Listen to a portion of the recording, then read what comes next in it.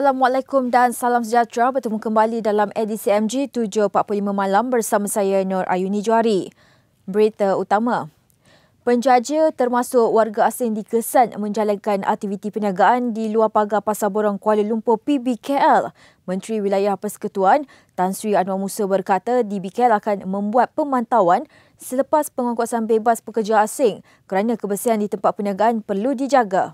Masih terdapat peniaga-peniaga yang berniaga di tempat yang dilarang.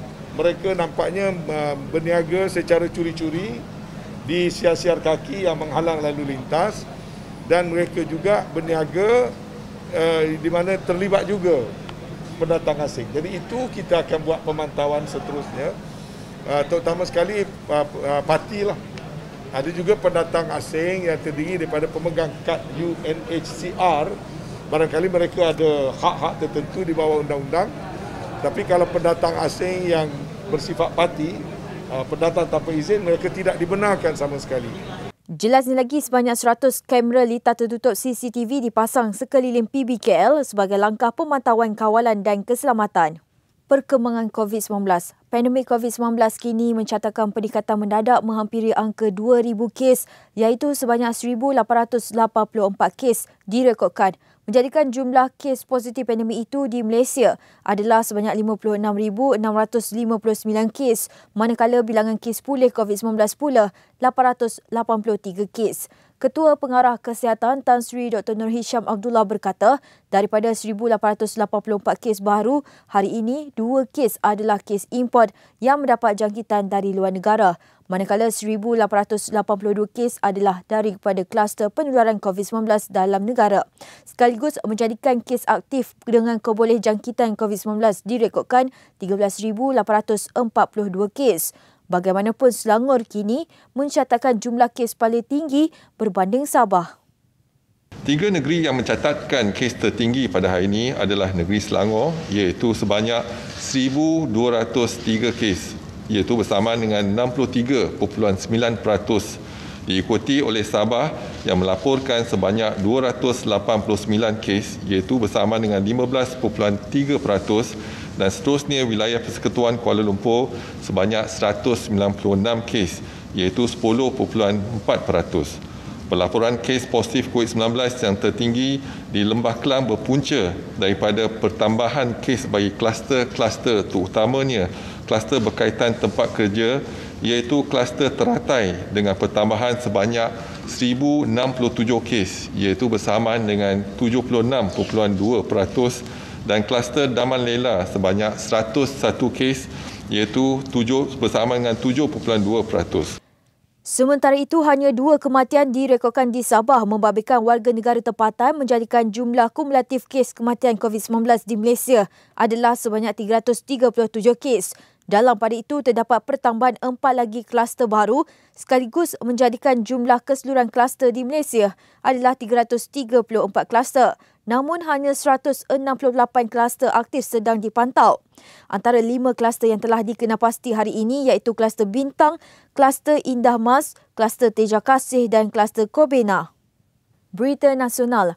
2 individu iaitu pengarah dan bekas komandan Akademi Latihan Ketenteraan Universiti Pertahanan Nasional Malaysia UPNM hari ini dihadapkan ke Mahkamah Kuala Lumpur bagi menghadapi 2 pertuduhan pecah amanah tabung kebajikan berjumlah RM920,000. Kedua-dua tertuduh mengaku tidak bersalah selepas pertuduhan dibacakan juru bahasa di hadapan Hakim Nur Hasniah Abdul Razak. Mengikut pertuduhan, kedua-dua tertuduh iaitu Lieutenant Colonel Azman Muhammad Yasir dan Brigadier General Dato' Muhammad Adhika Solahuddin didakwa melakukan pecah amanah ke atas dana bagi akaun tabung kebajikan akademik. Mereka dituduh telah meluluskan pembayaran RM500,000 untuk satu pelaburan melalui institusi kewangan tidak berdaftar pada 3 Ogos 2016. Tertuduh didakwa mengikut Seksyen 409 Kanun Kesesaan yang memperuntukkan hukuman penjara sehingga 20 tahun dan subatan serta denda jika sabit kesalahan. Mahkamah membenarkan kedua-dua tertuduh dikad jamin RM80,000 dan menetapkan sebutan semula kes 22 Disember ini.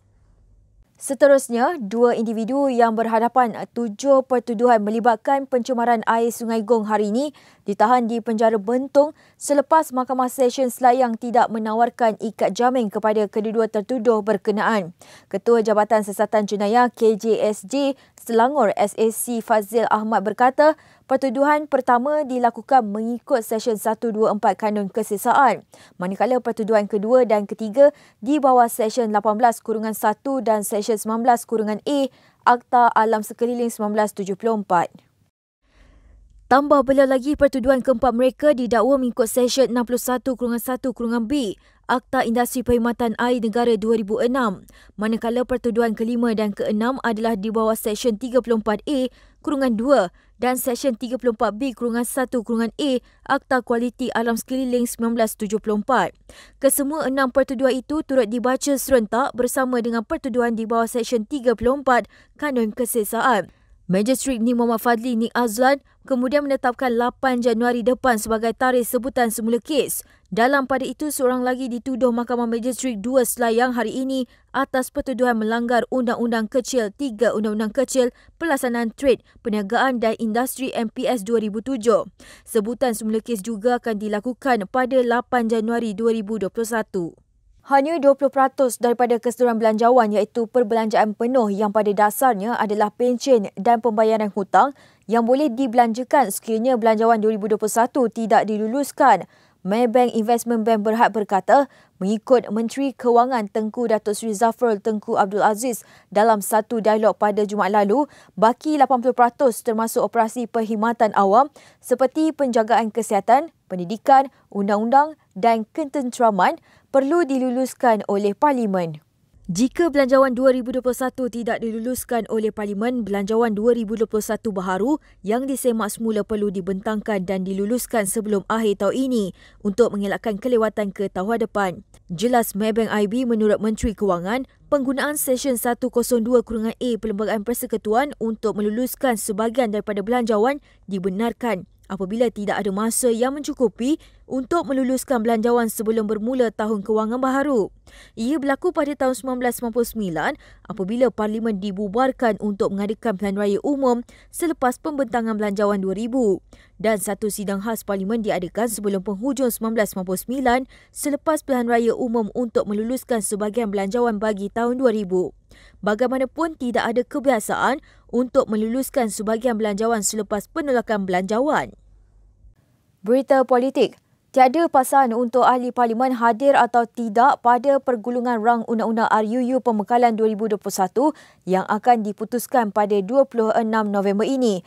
Ahli Parlimen Ketereh Tan Sri Anwar Musa berpandangan sikap ketidakhadiran ahli parlimen dalam sidang parlimen ibarat mementingkan diri sendiri tanpa memikirkan suara rakyat di parlimennya. Tapi siapa yang nak datang dan siapa yang tak nak datang itu direkodkan dalam jadual kehadiran. Dan ada yang datang nak ambil bahagian, tak nak ambil bahagian, itu juga adalah hak bagi tiap-tiap ahli parlimen itu.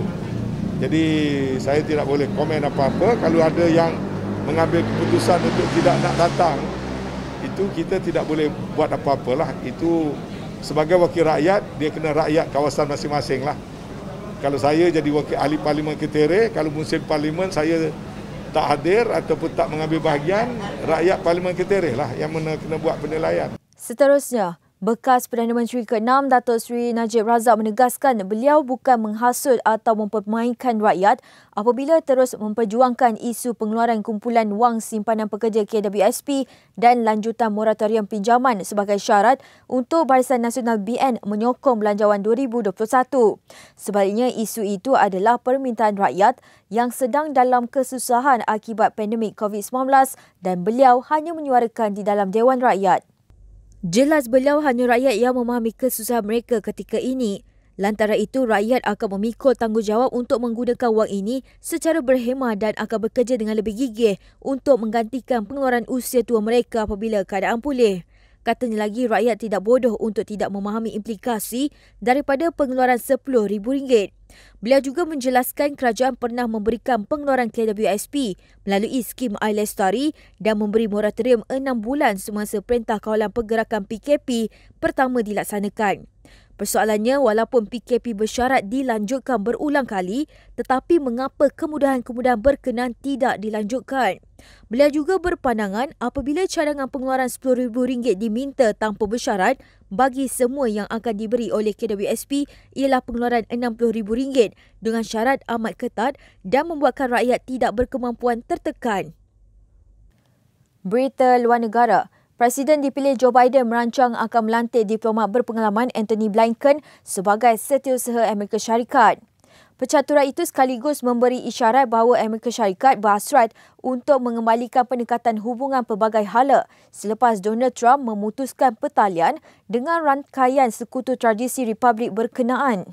Perkembangan terbaru berhubung pelantikan Blinken kerana fasih berbahasa Perancis dan mempunyai hobi bermain gitar. Blinken sebelum ini setia berkhidmat dengan Biden ketika menggalas jawatan sebagai Timbalan Setiausaha Negara Amerika Syarikat di bawah pentadbiran Barack Obama. Beberapa agensi media lain pula melaporkan jawatan penasihat keselamatan kebangsaan bakal disandang oleh Jack Sullivan.